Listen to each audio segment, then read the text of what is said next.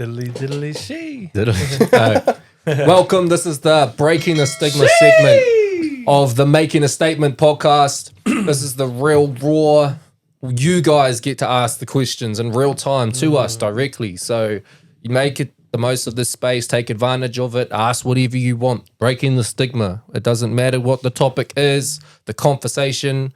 You know, we want taboo questions, hard to answer questions, deep, meaningful questions, get to know us questions, whatever it might be. This segment here is for you guys to ask and be involved. And let's break the stigma. It's all in the name, whānau. Involved in the podcast in real time. So, breaking the stigma. You guys ask your questions. We got Cuzzy DJ TJ on our ones and twos, and he will be flicking through these questions and asking them to us in real time. Make the most of this time. Take advantage of it.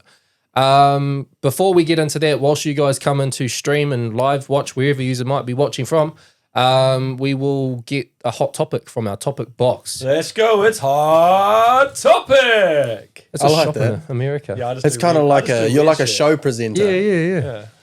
Book me.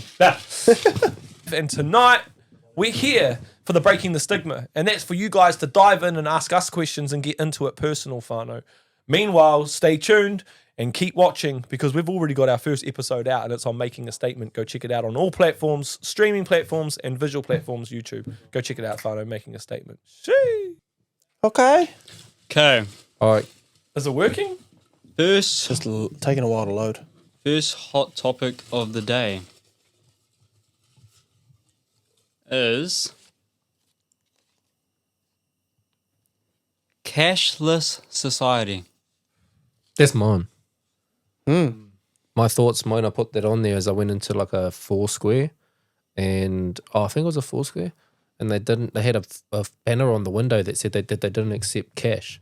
Wow. I wonder why. Because they don't want to get robbed.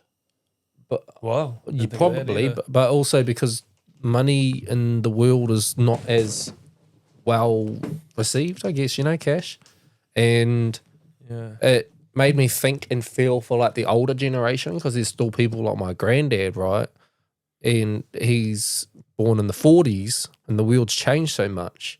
So it's like, well, when you think back to his days, that's all there was. There was no card, no paywave, no bank accounts that were online with internet banking. So there's a whole generation of humans that are still on Earth who may not understand a cashless society. So I think it's a bit rude. And so that's why I thought about it as a topic. So what's your guys' thoughts on it? I find I don't really carry much cash very often. I try to take a little bit out here and there and keep like a little savings thing at home. But other than that, no, I don't really carry cash. I would just have cards. It's just, I don't know. But I don't know. I don't know enough about it to comment on it. Well, for me, it's like paywave. That's all the technology. It's all moving forward. You've probably got your card on your phone. It's not an actual hard card. Only of recent. I've seen you I've go up only and buy recently drinks done that, and you're yeah. using your phone. I'm Yeah. like, fuck, what if someone got your phone? Like, It's face ID. yeah, cool. Yeah. So, but but I think more for me, like if we were really to look depth into it, like they say that we're 10 years behind America with some stuff that happens. And I think from what I've been seeing over in America is you're now having to pay to kind of get into these shops before you spend your money. So that's that cashless society. You're having to now pay at the door a fee to get into your grocery store to spend more money. So I think like having the cashless society and having cards and swipes is able to people to create mechanisms and systems like that where they're able to kind of, I don't know whether it's like scam us, but why the fuck should I have to pay to walk through your doors? It's Well, like that in it's- America though. It's like tipping But they and couldn't stuff. do that with cash. Costco, they do that, but you pay for a membership to go to the shop. Yeah, but but say for example, I walk up to you and you're standing at the door with a bucket, right? And you collect $3 coins every time someone walks through your shop. You're not going to get that. It's a stupid system, but they can do it with the cashless society because it's just a swipey thing. And they're like, well, you want to buy your groceries? Swipe your card, $2.25 or whatever it is, So you're putting that $2.25 and bro, 1,000 people do that a day. They've just got an extra what? An extra $2K just from swiping. So the cashless society is creating new mechanisms and systems for people to be able to not scam, but create different ways of making money through the cashless It society. almost sounds But like then a what, I know I always what go you're deep, saying, yeah. what you're saying, kind of sounds like the Easter fair when you go and you got to pay $2 at the gates True. into the bucket to get the entry. So that happens with cash too. Yeah, true. But I I think guess that's to help to pay with like setups and But the concept's the same. You still got to pay yeah. before you enter. Yeah, I think it just mean like, I think anything now that we have the technology that we have, Sorry. there's different systems now as well, and there's scams where people can literally scan your paywave from your phone if they walk past you with a machine. I know it's not here yet. Ah. It fucking better not come to New Zealand. I've But seen that kind of shit. Is that why they have scary, those bro. safe wallets and safe phone yeah, so cases that's and Yeah. stuff? See, what I Yeah. was getting at was like our cashless society is not safe. It's as I said handy that as the you wrong can. way, though. You can go to the airport and log into a Wi-Fi, and it's not actually the Wi-Fi from the airport. They just put a gimmick mimic one in place, and then you Gimmick log mimic. into their one with all your passwords, and then they get all the history from it, log into your shit, and they set those up at the airports and public. That's why they say about public Wi-Fi's, you don't use them Oh, because all they do is set one up, make it mimic the airport one, and then you're in it, and you think you're on the airport Wi-Fi doing all your shit like your banking, but you're on their Wi-Fi, Ah. and they can see it all. and they get all your shit. Sure. I don't think I've used public Wi-Fi since I was a kid. I use it so all I the time. genuinely just again, use my data because it's faster. technology in the money world, like Yeah. cash society, is dangerous. Mm. It's created a lot of Yeah, because it used to be just you'd lose your wallet. Yeah. So that's what I was getting You'd at. lose your wallet. Oops, I fucked up. And there's so many ways now because of cashless society that you can tap in and scam. It happens so much. Yeah, and again, that happens to the older generation a I lot. know. I lost my wallet in Levin once and it had $500 cash in it at a cafe. Gutted. I got it back. Did you get it back? Oh, hey. I drove all the way to Foxton and then realised I didn't have it, and we drove all the way back, and it was still underneath the seat that I was sitting With on. the It cash fell out in my it? yeah. I left. Lucky, eh? I left my wedding ring at the gym when I was on the treadmill, and I didn't realize until the next day at lunchtime, bro. So it was a whole 24 hours later, and I went back and it got handed in. I was like, "Fuck, that was lucky." And then I lost it when I performed in fucking Rarotonga too, bro. I performed in Rarotonga at their bar, Yeah. and you seen all the people when I was performing. Yeah. My ring had come off in the performance. And I got back to the hotel room, bro, and I had no wedding. And I was like, what the hell? And then I had to run back, bro. I was looking all over the floor, and I found it On the floor? and amongst God. everybody. That's deep. And I found it on the actual, bro. The Lord of the Ring. Both of those for this year, so I need to start playing better, look after it. But yeah, that was a scary moment. It just came through. Okay, Oh, here we well, go. let's start playing Breaking the Stigma. If you're tuned in, sorry for any technical difficulties. The first time running it. First time running it, running straight direct from Making a Statement headquarters We love you. into the world of the cyber web. And obviously we're going to run into some technical difficulties first time around, but stay tuned because we're going to be doing this kind of Yeah, shit of like every course, fortnight, every week, and we're going to have consistent content.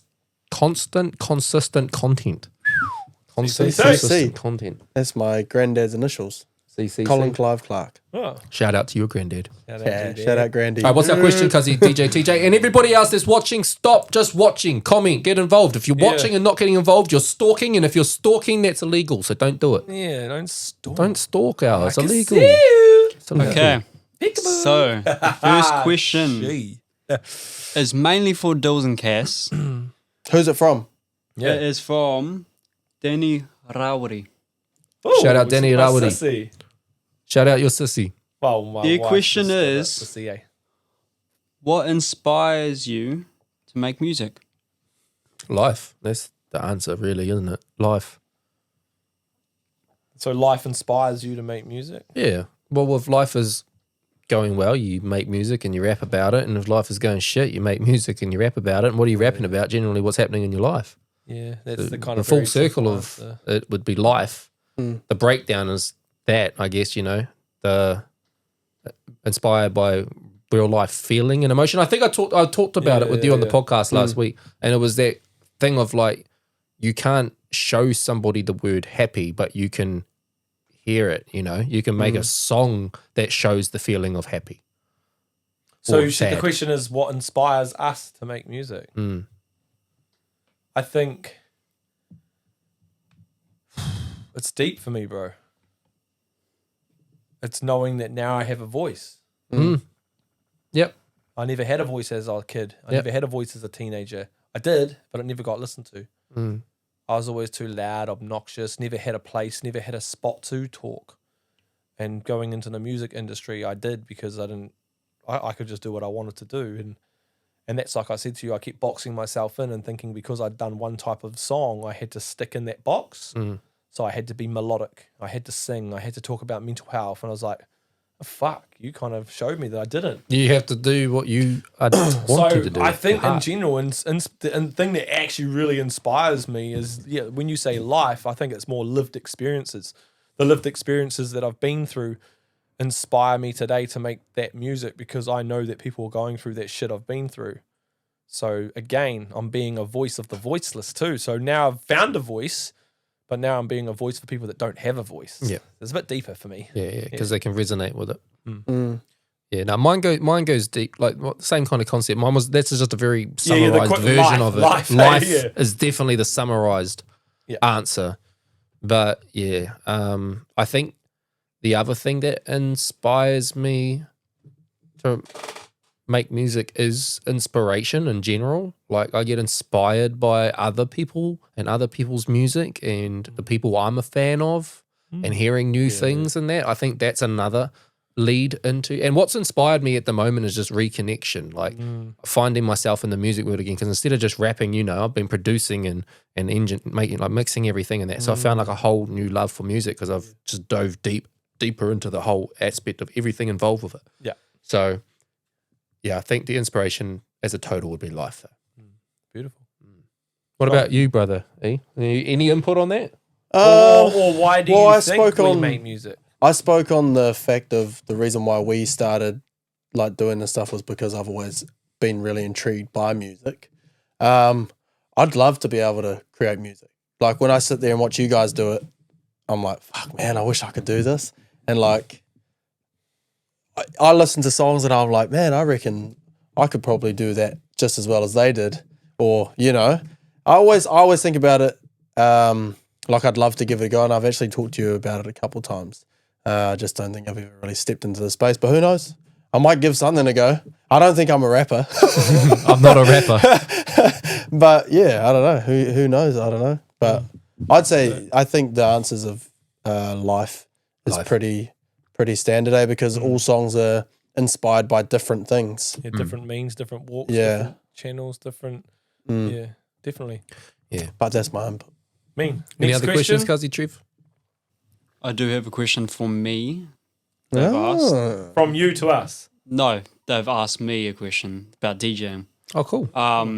Logan asked, did you need to change your settings to get your decks to scratch? No, it's mainly on the quality of your decks that you buy does different scratching noises. So that's a quick little question. Another one from Latea. She said, has there ever been a time you felt like turning your back on music? And plus, she also said, don't say my name if you read out my question, Trev. Middle finger. You said it. Yes, I've definitely had a lot of time. It's too much sacrifice. I'm only recently coming back. I wouldn't say I've turned my back on music though. Like for the last few years, I stepped away. You knew it too. Like you'd be hitting me up trying to do songs and that. I'm not doing it kind of at the moment and that kind of vibes. Like I hibernated for a few years because I did the tour and then we, I got engaged and bought a house and had my first baby and I had too much going on in life to devote what you need to. But I was doing a lot behind the scenes and I'm back, which is cool. But that was kind of a step away from music. But in terms of turning my back on music, I put out my album Metamorphosis and I invested all my time and energy and everything into that project. And I feel like when the situation happened with Tom Francis and the label I was with and, everything that has already been publicized, I'm not going to go into it. But that situation made me want to remove myself because it was disheartening. I put everything into something that got shat on in such a large capacity. So, that was a moment. I remember when I was younger and I was, playing around, I would show people at school, like, because I've been doing this since school, college days and that, and I'd make songs, put them out in that. And I even remember back then, like, I punched somebody in the head, bro, because this is bad, but like, we got into a fight and it all stemmed from my music because I had sent him my song at some point, and then he had a comment about it, and then kind of confronted him about it at school, and it all led to the next thing and the next thing, and the next minute. Well, like negatively. Yeah, like a negative comment. Yeah. Can you remember what it was? Nah, this was like 15 years ago. But I remember when I was younger because I was in school and it was my peers weren't accepting me. So I remember thinking like, how's others going to accept the music and what I'm doing here if I can't even get the people around me to give a fuck? The ones that know you tend to judge you more. As well. And to be honest, the ones that know me are the ones that were the latest to the bandwagon. There's day oneers. Like my bro Logan, who he was and has been there pretty much through the entire journey, through the Dilz journey, every show and big moment, and that he's been there. And Ricky, the bro Ricky, he's been there for all these big moments. But there's a lot of people in my circles that couldn't care, and I've just learnt to realize that. Go where you're appreciated. But not just that, it's also like, yes, go where you're appreciated. But like the scenario that I've understood now is that my music isn't for everybody, and I can't just force what I deliver as somebody else's cup of tea when it legitimately and genuinely isn't. So I'd rather them probably have a disinterest than a false interest. Yep. So I think at the end of the day, yes, I've turned my back on music a lot of times and wanted to, but I've always come back because it's a part of me and I don't think I could ever stop. And the more I've learnt from it and the more I've done it too, that's why Eminem probably is a granddad now and still keep putting music out. Exactly. Can't stop. So for me, yeah, definitely. Bro, we've got real similar stories. They may not be the exact same word for word, but they're very similarities in them. My first album, I put my heart and soul, if not my whole soul, my everything into that album, money, soul, and just to have the response that it got. You know who you are. I'm not going to say your name, but they just, they literally took my art cover, put it out onto the platform of, social media and said, this is the best New Zealand album I've ever listened to, and kind of gave it a bit of a shun, a shade. And then I was working alongside someone else, you know them too, and they were going to be doing an album release party with me. And I woke up the next morning to King Cass. Just all they said was on their status was King Cass, The Awakening, and a door was shut. And that was it. I had no album release party. It all just got fucked. I'd really worked hard. I'd found some good acts to perform at my show. Like, it would have been a really big event to make a name for my album at that time. Maybe now I know that I just wasn't ready to step into those spaces then. I wasn't strong enough. My resilience, all that hadn't been built up then. So in other words, I flipped out at these people, called them out, just became an egg. In the end, I turned that album, The Awakening from Dark to Light, into a presentation that now helps people, heals, connects, impacts communities. I've traveled all through New Zealand with it. So, I did want to give up music the day that I saw that door shut.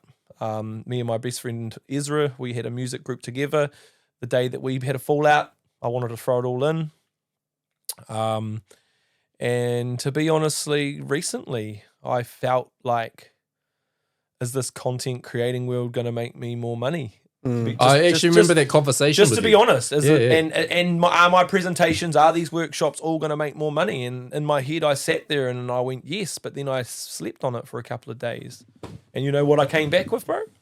The music's intertwined in all of it. I wouldn't be sitting here right now if it wasn't for the music. So nah, I'll never turn my back on it. I'll keep doing it. And if there's any possible way that I can't do it, I'll help other people do it. I'll manage other young people, or in some way, in some form, I'll have my foot in the industry till I end.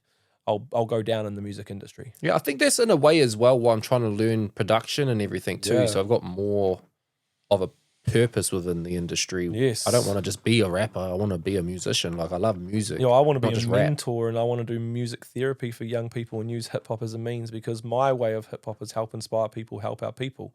So if we can help inspire people, then they're going to go help our people. It becomes a code. It becomes a living day by day. Each one teach one. It's the KRS one. That's exactly what he says. Each one teach one. But for me, it's hip hop. Help inspire people. Help our people. You do it. You inspire me, but you also help me. So it's like, you're living the brand of hip hop. That's beautiful. Yeah. I love that. I like that. I hope that answered your question, Taya. That was good. Did she say she didn't say you couldn't say it. Oh yeah, I'll still give myself a middle finger though. By the way, right when you said right when I said her name, she said, "Oh, you fuck," middle finger. I'm glad that the comments in this live is working for thanks. people too. I hope. Any new questions? Yes. Don't be afraid. Here we go. It's rolling. There's now. quite a bit. Yeah, Let's go. Let's go. Love you guys. Fire them, rapid fire. Okay, first question.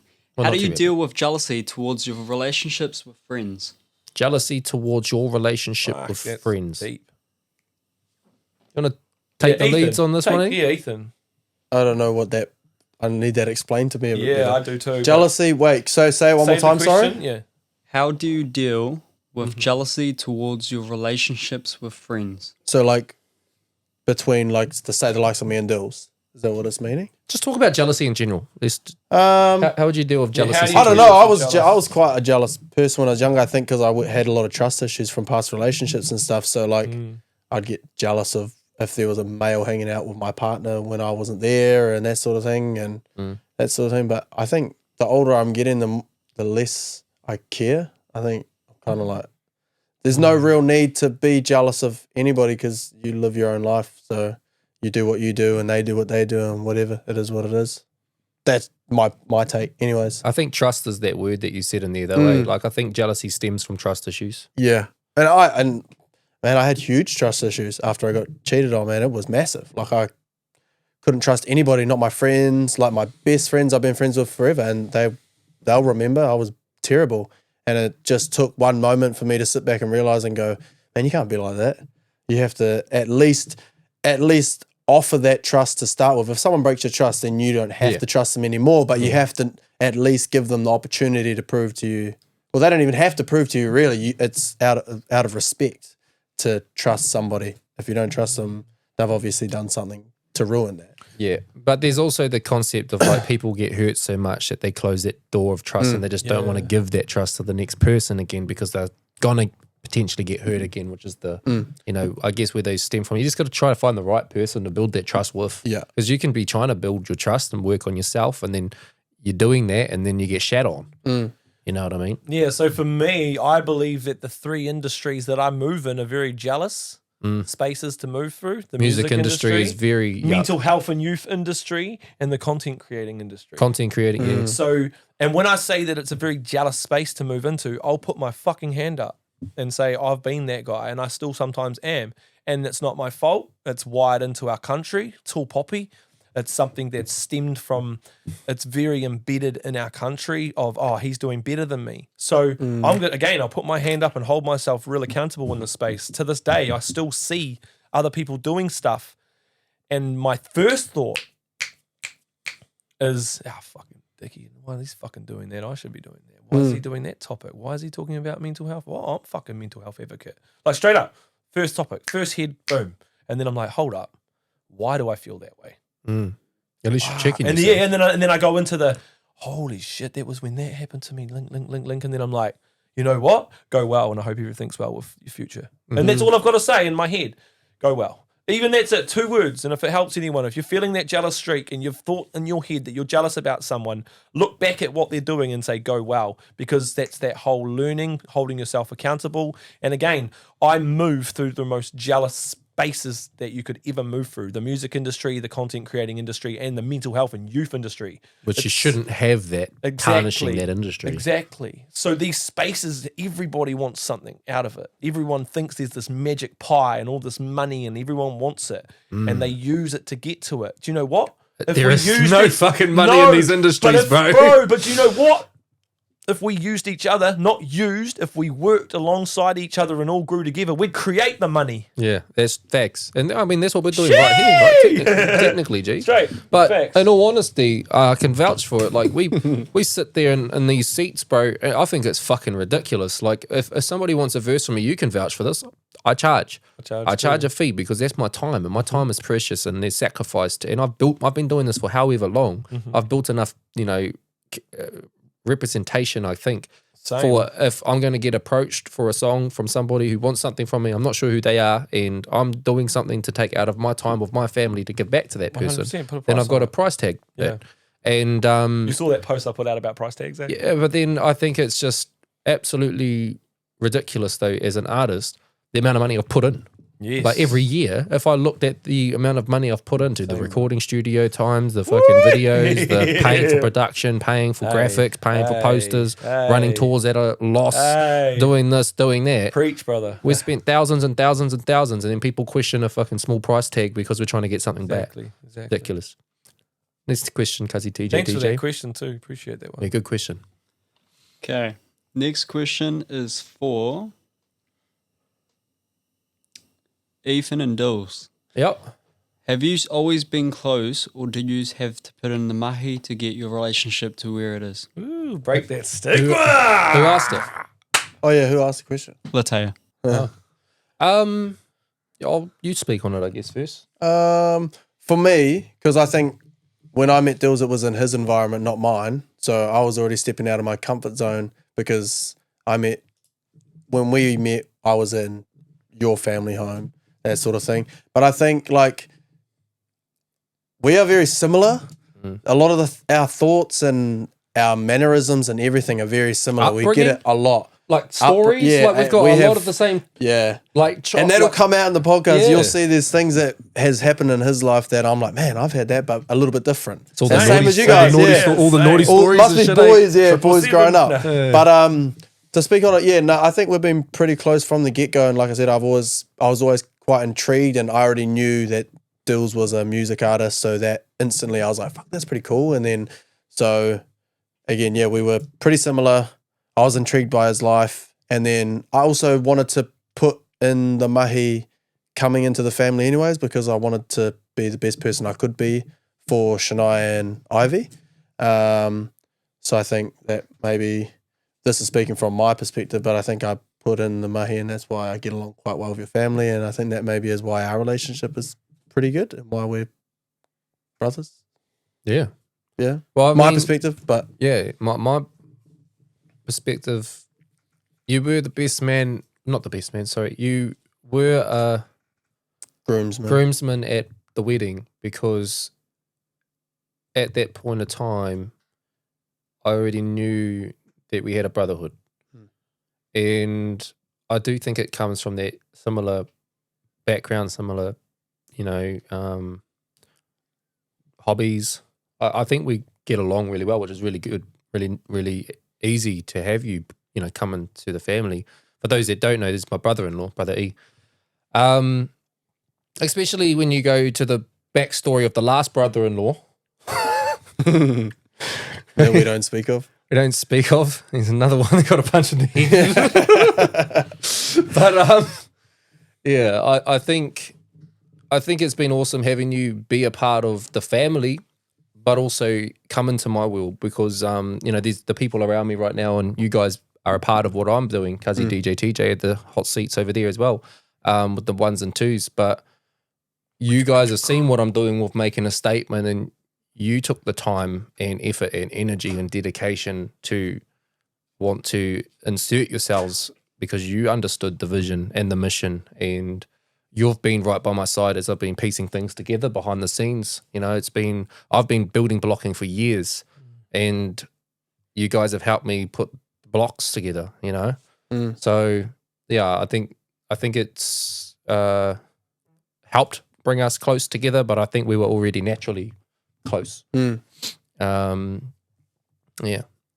a third party point of view, perspective, looking in on the outside, it's beautiful. And just you guys might not realize how beautiful it is, but sometimes in relationships, when brothers become friends with partners, that can be a conflict of interest during the relationship, where I've been in situations where I've seen, and I've been in them myself, where the connection's more like the bros are hanging out more and the misses out and things like that. So I think that you have a real nice balance from a perspective, because I've always thought, fuck, they're really close, but Shania's the bro's sister, but yous are like brothers. And I think that's a real beautiful thing to have, because a lot of that can cause conflict in relationships and families as well. So you guys I think your family all just naturally is such a welcoming family that, yeah, so maybe just for you to hear that from an outside point of view, it's actually very beautiful. Yeah. Oh, I think what works as well is that also Naya and Arohali have such a good relationship. Yeah, and all so that. Yeah. that also allows us to spend more time that we already spend together because we're already together almost every fucking day of the week. Yeah, So like literally, and it has been like that for like a little while. So the last like 8 months we've been together a lot. Yeah. So and normally when you have friends, there's a lot of bickering. You know, Or when you you're a get kid and sick you have of a each mate and you're other. together for the whole Yeah. weekend and then you start arguing. It hasn't Small really doses? happened because I think we conversate very well and we talk about it and we don't really sit there and stuff it down. We're just like bros. Like we're just like, fuck, I don't agree with that, or I don't agree with that, or that was mean, or you know, and I think that's why it works so well, is because we're similar, so we deal with shit the same way. No, it's beautiful. On the head. I mean on the head, on the nose. Communication is key, right? Yeah, 100%. Yeah. No, yeah. Good Personal question. jinx. Good question. Yeah, good question. Any other questions, Cuzzy, DJ, TJ? Yes. How do you all navigate time for yourself, let alone family, with everything you all do, all your engagement you put into things? I don't sleep. That's literally it. Anybody can vouch for me. I go to sleep most nights 2+ in the morning and I get up again at 6. I stay up all the time and I'm not on crack. Just putting that out there before the comments come. But I just don't sleep. I fill in. I love myself. I try and do is I've got a schedule that I try to adhere to, which the bro, you guys know I got a schedule. We schedule the yeah, we podcast, we know schedule about studio time. So I've got a schedule that I got to try and work my shit into. And then I've also got the balance, which is, I'd like to have that family time. But then once the family is asleep, that's when I go into the music time. Yeah. See, I love hanging with my wife, bro. I love annoying the shit out of her day in, day out. But nah, I love it, bro. I feel like we've got that relationship where we're like best friends. Yeah, that's good. So we hang out heaps. So balancing all of that with the content creating we've brought it into our world. Yeah. So wifey's part of it. She helps me with that. As I'm a neurodiverse person, I don't understand some sort of things. There's a lot of stuff in the background of my Facebook page, which is insighty and quite analytic stuff, and my wifey's learned all that. So yeah, big shout outs to you, babe. I love you heaps. You're probably watching this live stream right now, but she takes that workload as well as me. Like, you would clash in those spaces as well, because it's quite, when you're trying to think and create, it's quite heated when you're trying to get your brain going and creative, and I think we both allow that space to be something fun, but also it can be quite hard too. So between content, between family, between cooking dinners, between trying to go out and do things as a family, like we try and implement it all together. So if I've got a food review, I'll try and bring them with me, and then be like, okay, we're gonna have the camera on for a food review. I can shoot it in 2 minutes if I really want to. Like, I can put it there, do what I got to do, talk to the food, shut the camera off, and then sit down and enjoy Talk to the food. Yeah, talk about You were so yum. but talk about the food and then just shut the camera off and go, let's sit there and eat the rest together, and things like that. Or while we're in this town, let's go do this. But yeah, bloody good question. It's hard. It's hard. It's hard to find. It's not balance. easy. It's not easy. Yeah. Yeah. Like Dilz, pretty much I just time management. So I have to do it with my job as well. Like, so I'm just used to planning things ahead. So I have set days that are family days. I have set times that are mine and Naya's time. Set time, like in the mornings, I get up a bit earlier than everyone else. So I get my own time in the morning. And then the kids usually come out a little bit earlier, and not outing babe, but she gets up last. So I get a little bit of time with each of the kids separately in the mornings, and then afternoons I try and do as much as I can with them, because then at a certain time of the night we have our things that we do behind the scenes and in front of the scenes and everywhere and all over the place. And then and then I go watch the footy on the Saturday afternoon. That's my own time that I go and do something that I really enjoy, and that takes my mind off life. And then back to it again. Needing do it every own, week. Needing their own time thing is a very important thing too. Like sometimes with Tuesday so much night, and I love the it. studio space, and this is our time. This Monday and This is connectivity and our time, but also just like those games of golf on the golf course, or just a taking the boat out and chucking a rod out, bro. Like those times where you can just forget everything and you be present in that very moment, doing something that's not bills, not wife, not I kids, need to get on the ice not again, adult, bro. not work On the That's- ice again. Get on the ice I need again. to get on the ice rink again. Yeah, that's better. That's better. Otherwise, you'll be staying up all night. I had a game when I first moved up here, and it was fucking good, and I felt good. But it's just it's a bit of time. It's hard to travel. time, yeah. But you gotta really live by that. You gotta make time. Because when Like, I'm that's on that real. rink, bro, and I smash that puck around, I feel freedom. and then I get off That's the the golf. ice. That's the golf course. And it's almost like when I get on the ice rink, and it's almost like I get to leave a suitcase of bullshit on that ice rink, and I don't bring that suitcase back home. Yeah, you can take everything that was clouding your mind, and you just find clarity for a little bit because you're not thinking about everything else that's going And I on. get that. In these Sometimes you get places good too. ideas out of the blue too. Like I get a bar or something. I'm walking up the golf course. You know, same, they come bro. from everywhere. Yeah, I'm always getting those. Don't get buzz. Thank you. I just have fun. There's some really good questions. These are some thanks, cool guys. questions. Is How there are we any, going for time anyway? There on the live stream. yeah, Cuzzy, DJ, TJ? We got time for one more? Yes? How long's the live stream been on there for? I don't know. It's probably broken for about 15 of the minutes. Can you check? No, it's too difficult going to my phone with my glove on. Yeah. We'll take one more. One more question. One more question. We'll take one more question. Make it the best. Wrap Make it up. the best one. Wrap it up. And then we'll be back and we'll be doing this every fortnight.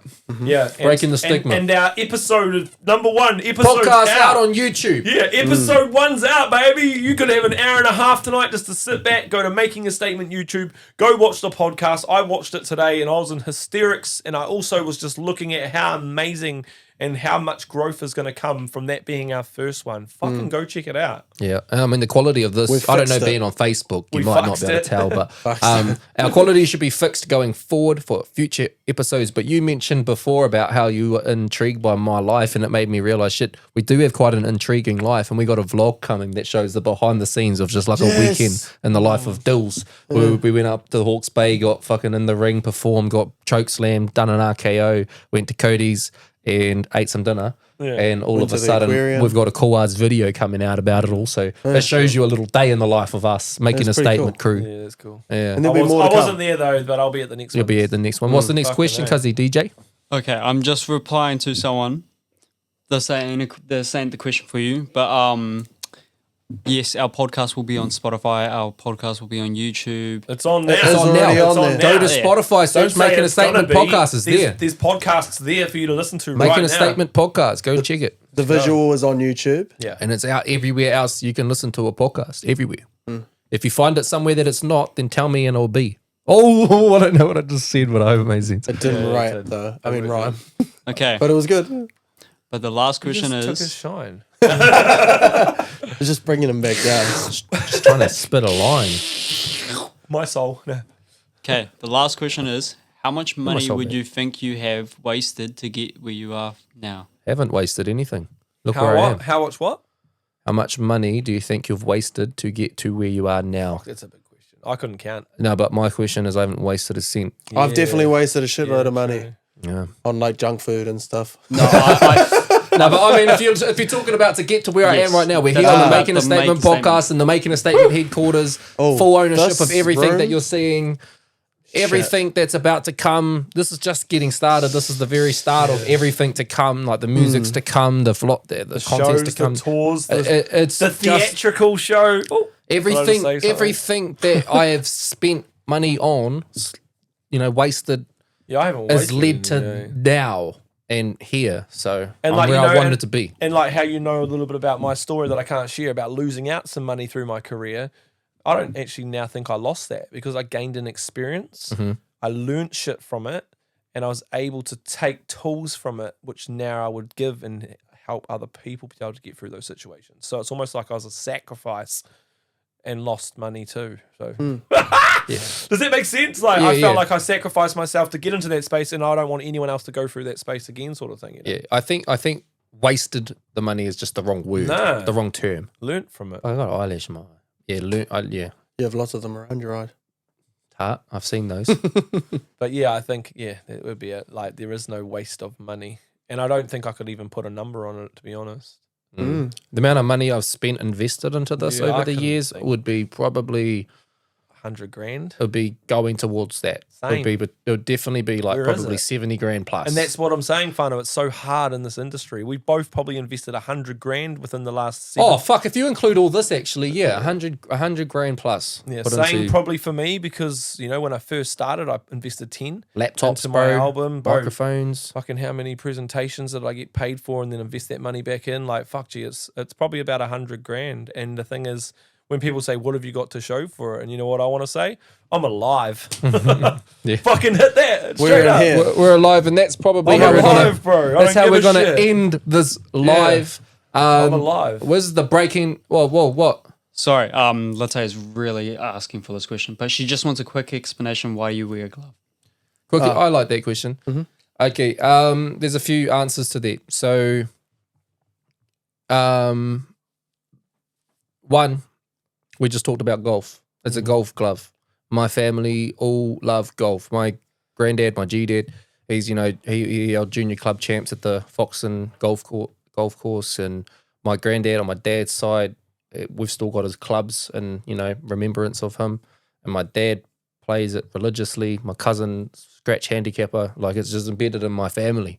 Ethan can vouch for that. And I love it, and when I was coming back and forth from Australia, that was what I was doing, spending time on the golf course with my dad and my granddad, my uncles. That's how we can bond and connect.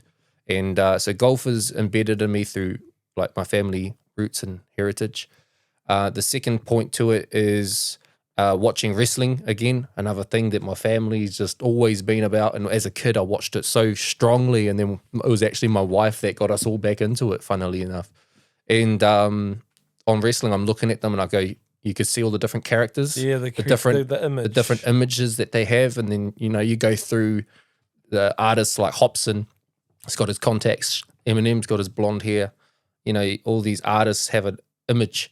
And for that image, I wanted to be able to do something that's easy. It's not putting face paint on like, ICP. Yeah, weird shit. It's not doing, going extreme. I just want to do something easy. So that's why I started doing the eyebrow slit through the hair, chuck the glove on. It's an image thing, you could put a costume, an outfit on with a red shirt and a red glove, and all of a sudden you're popping. And the third thing is also, so I was diagnosed, I told you, with something called Dupuytren's contracture. And so what that is the palmar fascia, which is the material, or not material, I don't know what you call it, but whatever it is underneath your palm skin, it's kind of like a, how like the back of your hand and you pinch it, it's like skinny, like skin. Yeah. But then if you pinch your hand, it's different like material. Oh, whoa. That layer under there is shrinking, which is what's causing my hands to kind of cramp up, and it's fucked, bro. It actually hurts. But when I've got a glove on, you can't see that. So that's the kind of the whole moral of the story. That's the same. I wear these because of my ADHD, because if I'm performing, I just get lost. I use them for like a hater blocker thing too. So hater blockers on, middle fingers up. Yeah. And like for me is also like, the image thing too. I've always kind of tried to keep that image too. The neck tattoos, the hand tattoos, the face tattoos, the glasses. That's why I always wear glasses, because I've got to keep that image up. If you all catch me at a show, I always have my glasses. Like if they're not sitting up on top of my head, they're on my eyes walking around the bar. Like it's just me. That's just that. I call it star mode. Star mode, put them, yeah. And you can do that, kind of have that vibe. It's like in the wrestling, you'll see this in the vlog. The guy said you come out the curtain, you feel like someone else. You do. And that's what we do when we hit the stage in that day. And then it's hard, the aftermath, when you come off the stage, you go home, you're not Dilz anymore, you're Dylan. And it's like, fuck. How did I go from being on stage, like opening for Tech 9 and there's 1,000 people at a sold out show and they're all fucking cheering for me, and now I'm at home in bed by myself. And then when when I do the drill music, I'll wear the drill gloves with the ski mask, which I've got my Nike gloves, or the Adidas black skin gloves, which is similar to those, but I'll wear the two, and then I'll have the ski mask. So it's like you've got different characters for different genres too. Eh? You do, yeah. Yeah. But my main image is just glasses, fat watch, and some making a statement apparel. Yeah. So pressure, baby. Stay tuned for this song too. So that's a song coming out on the merch. Pressure. Basically, we've got a whole piece of music coming, a project, and we'll release more details ASAP. But as that rolls out, there's going to be clothing to accompany every release. But Making a Statement apparel, you go to makingastatement.co.nz. Go and get your orders in. We got Afterpay. The merch is here. The podcast is here. It's live everywhere. YouTube to watch it, or audio anywhere you can get a podcast. And we'll be shooting our second episode next week, so stay tuned. And we'll be doing these Breaking the Stigmas very often and frequently, so stay tuned to those as well. Yeah. That's us. I'm Dilz. King Cass, Mr. She. My brother E. Oh, I thought it was going to be like, bye, I'm Ethan. I was going to do that. Damn, no, you should, because it's your signature now. So we'll just rewrite that. Mr. She. Bye, I'm Ethan. Happiness fire but fighter, ain't nobody putting it down. I'm holding it down, no common grounds. I'm making a statement, is the way to claim that you're running the town.